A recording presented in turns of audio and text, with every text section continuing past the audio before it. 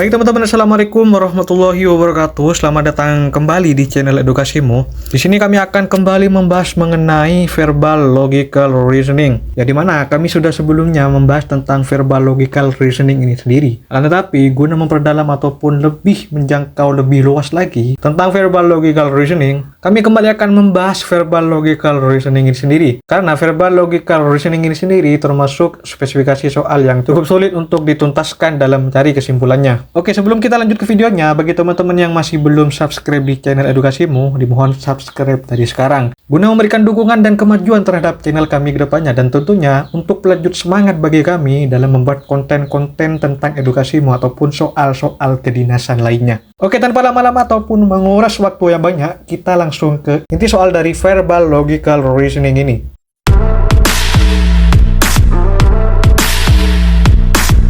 Ya baik teman-teman, kita masuk ke soal pertama dari verbal logical reasoning di video kali ini. Oke, di soal nomor pertama, di sini ada sebuah statement ataupun sebuah narasi, yaitu ada sebuah pulau kecil di bagian timur Kabupaten Bima, Nusa Tenggara Barat, atau tepatnya di Desa Payuirasuk. Nah, pulau ini berdekatan dengan daratan Pulau Sumbawa yang hanya berjarak sekitar kurang lebih 400 sampai dengan 500 meter. Nah, kemudian pulau ini bernama Pulau Ular. Nah, di sini diketahui bahwa poin pertama, masyarakat Bima menyebut Pulau Ular karena pulau ini hanya dihuni oleh sekelompok ular jinak. Kemudian di poin kedua, Pulau Ular dapat dicapai dengan waktu tempuh sekitar 45 menit dari kota Bima menggunakan transportasi darat. Nah, untuk poin ketiga, di Pulau Ular, pengunjung dapat menyaksikan ular-ular yang tergantung di tebing atau celah-celah tebing. Kemudian, pulau ini merupakan habitat populasi ular laut dengan kombinasi warna unik dari hitam dan putih dengan perak mengkilap. Kemudian poin terakhir dari fakta verbal logical reasoning ini, ular di pulau tersebut memiliki ekor datar seperti ekor ikan dengan warna putih dan perak mengkilap. Nah, untuk kesimpulannya, jika pergi ke Pulau Ular dari kota Bima pukul 9.37, maka akan tiba pada pukul 10:22 menit.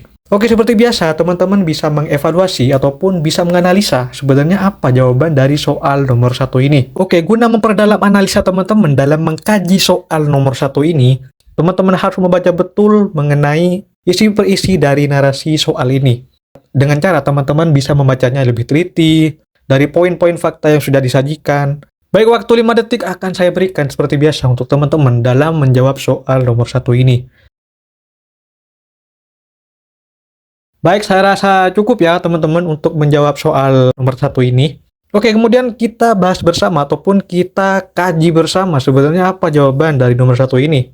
Oke, dan pembahasannya, nah di sini pada fakta di poin kedua menerangkan jika jarak tempuh ke Pulau Ular sekitar 45 menit. Untuk simpulannya di sini menanyakan jika kita berangkat pukul 9.37, apakah kita akan tiba pada pukul 10:22?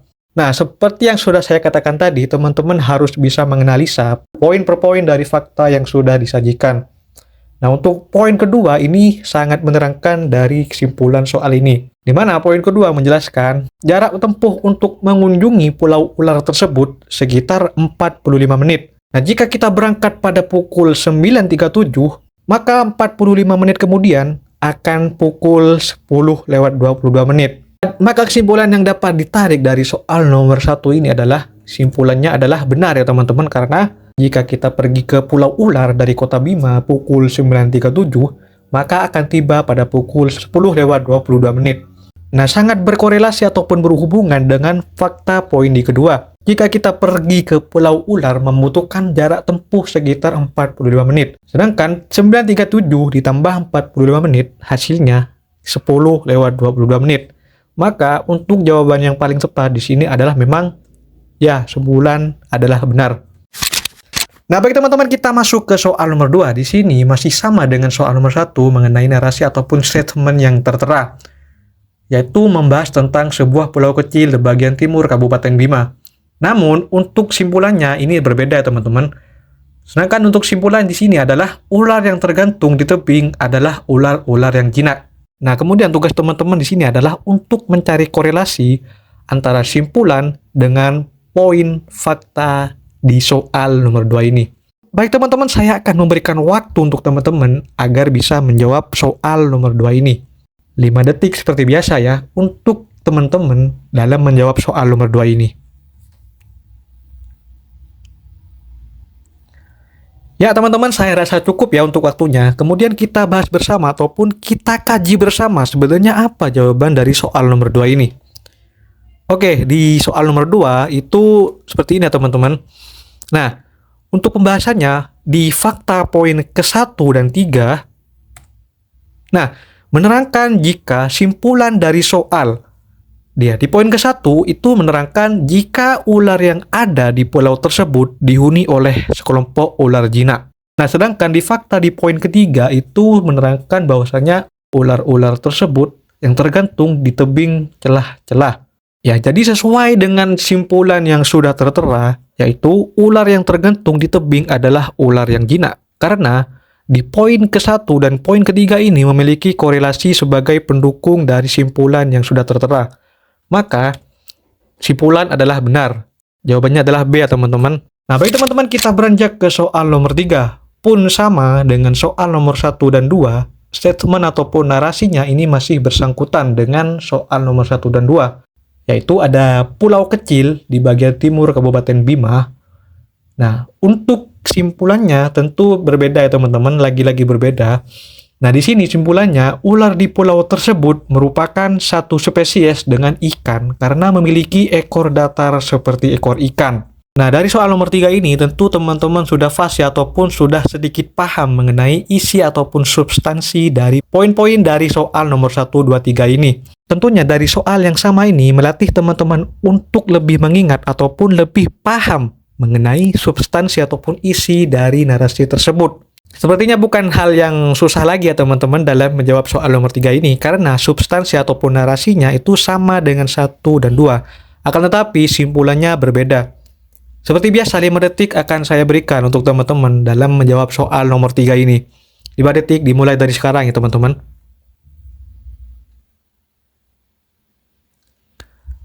Ya baik teman-teman ya, saya rasa cukup untuk waktunya. Kemudian kita bahas bersama untuk jawaban dari soal nomor 3 ini. Nah, untuk pembahasannya di sini pada fakta di poin kelima menerangkan jika ular yang ada di pulau tersebut memiliki ekor datar seperti ekor ikan dengan warna putih dan perak mengkilap. Nah, tentu hal itu bertolak belakang dengan simpulan soal karena di sini pulau tersebut hanya memiliki kesamaan ekor yang menyerupai ikan, bukan termasuk juga ke dalam spesies ikan itu sendiri. Nah, jadi simpulannya salah ya teman-teman. Nah, sampai di sini saya harapkan teman-teman sudah paham mengenai seluk-beluk tentang verbal logical reasoning ini sendiri. Intinya teman-teman harus bisa menganalisa poin per poin dari fakta yang sudah disajikan. Kemudian teman-teman cocokkan ataupun korelasikan dengan kesimpulan yang sudah tertera di soal tersebut. Baik teman-teman, kita lanjut ke soal nomor 4. Di sini untuk narasi ataupun statementnya kita berikan berbeda ya teman-teman dari soal-soal sebelumnya. Nah, untuk nomor 4 sendiri kita sajikan statement ataupun narasi seperti berikut. Kemenangan Timnas U22 di ajang SEA Games 2023 menjadi kebanggaan tersendiri. Sebabnya 32 tahun penantian medali emas SEA Games akhirnya membuahkan hasil. Garuda Muda Indonesia berhasil memboyong medali emas SEA Games usai melawan Thailand dengan skor 5-2 di National Olympic Stadium, Phnom Penh, Kamboja, Selasa 16 Mei tahun 2023 malam. Timnas U22 Indonesia menempuh jalan yang cukup panjang sebelum akhirnya melenggang ke babak final. Yang diketahui bahwa poin pertama yaitu Garuda Muda berhasil membekuk Filipina, Myanmar, Timor Leste hingga tuan rumah Kamboja. Poin kedua, di babak semifinal, Timnas U22 Indonesia berhasil unggul dari Vietnam meskipun dengan 10 pemain. Selanjutnya, kemenangan itu mengantarkan Timnas Indonesia U22 ke babak final melawan Thailand dan berhasil keluar sebagai pemenang. Kemudian poin selanjutnya yaitu puluhan tahun sebelumnya, kemenangan cabang olahraga ataupun cabur sepak bola ajang SEA Games pernah diraih Indonesia pada tahun 1991 di Manila, Filipina. Kemudian fakta ataupun poin yang terakhir yaitu 32 tahun yang lalu, Indonesia berhasil lolos di babak semifinal usai menyingkirkan Singapura. Untuk simpulannya, yaitu jika kalah melawan Filipina, timnas Indonesia tidak akan melawan Thailand di SEA Games 2023. Nah, teman-teman, seperti biasa, teman-teman harus menganalisa, apalagi ini soal ataupun narasi yang berbeda dari soal-soal sebelumnya. Teman-teman, saya kasih waktu untuk memahami serta menganalisa poin per poin dari narasi tersebut. Dan juga saya akan memberikan waktu untuk teman-teman untuk menjawab soal nomor 4 ini. Ya, baik teman-teman, saya rasa cukup ya untuk waktunya. Kemudian kita bahas bersama sebenarnya apa jawaban dari soal nomor 4 ini. Oke, dari pembahasannya pada fakta di poin kedua, ya menerangkan simpulan dari soal. Pada babak semifinal, timnas U22 Indonesia berhasil unggul dari Vietnam.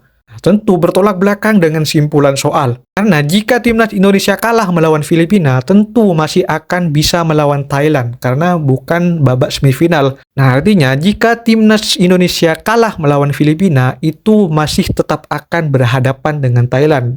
Karena melawan Filipina itu bukan di babak semifinal. Sedangkan jika kalah melawan Vietnam di semifinal, tentu tidak akan melawan Thailand. Jadi simpulannya adalah salah ya teman-teman. Nah, kita beranjak ke soal nomor 5 ya teman-teman. Di sini masih sama dengan narasi yang sebelumnya di nomor 4 tentang kemenangan timnas Indonesia di ajang SEA Games 2023. Nah, untuk simpulannya itu ada Filipina merupakan salah satu tempat di mana timnas Indonesia mendapat medali emas di ajang SEA Games ini. Nah, saya rasa untuk narasi nomor 5 ini teman-teman sudah paham karena sama seperti soal sebelumnya. Seperti biasa, saya akan memberikan waktu untuk teman-teman untuk menjawab soal nomor 5 ini. Ya, mungkin dengan cara mempause video terlebih dahulu untuk menjawab soal nomor 5. Baik teman-teman, daripada penasaran jawaban dari soal nomor 5, mari kita bedah bersama ataupun mari kita bahas bersama dari soal nomor 5 ini. Nah, untuk pembahasannya pada fakta di poin keempat, menerangkan simpulan dari soal. Kemenangan cabang olahraga ataupun cabur sepak bola ajang SEA Games pernah diraih Indonesia pada 1991 di Manila, Filipina. Nah, untuk simpulannya itu berkaitan dengan poin keempat ya teman-teman. Di situ menjelaskan jika Indonesia ataupun timnas Indonesia pernah meraih medali emas di ajang SEA Games di mana saat itu Filipina menjadi tuan rumah. Jadi, simpulannya adalah benar ya teman-teman. Karena di sini untuk simpulan dari soalnya menyebutkan jika Filipina merupakan salah satu tempat di mana timnas Indonesia mendapat medali emas di ajang SEA Games. Tentu sesuai dengan subpoin dari fakta keempat dari soal nomor 5 ini.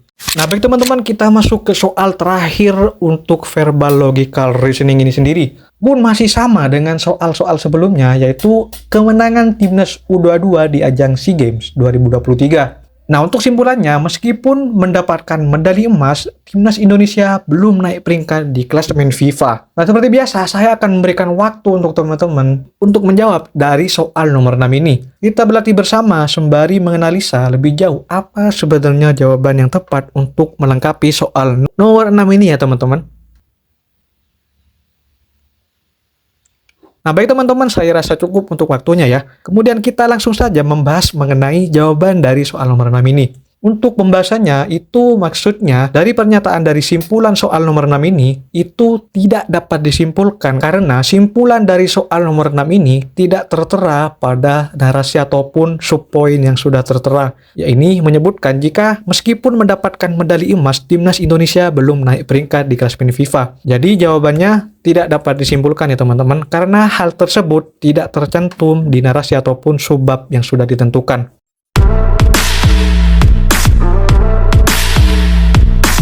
Baik teman-teman, mungkin cukup sekian dulu untuk video pembahasan mengenai verbal logical reasoning ini. Dan saya harap dari pembahasan maupun soal yang sudah saya berikan tentang verbal logical reasoning ini sendiri dapat memudahkan teman-teman untuk menganalisa soal-soal yang akan diterima oleh teman-teman pada saat ujian TKD BUMN. Dan semoga dari pembelajaran video ini memberikan dampak positif bagi teman-teman untuk melatih ketelitian teman-teman dalam mengkaji soal tentang verbal logical reasoning. Baik, sekali lagi terima kasih atas atensi teman-teman dalam merespon video kami. Jika terdapat sebuah kesalahan dalam menyebut materi, pernyataan, ataupun statement-statement yang berlaku, saya di sini meminta maaf yang sebesar-besarnya. Sekian untuk video kali ini, nantikan video kami selanjutnya. Wassalamualaikum warahmatullahi wabarakatuh.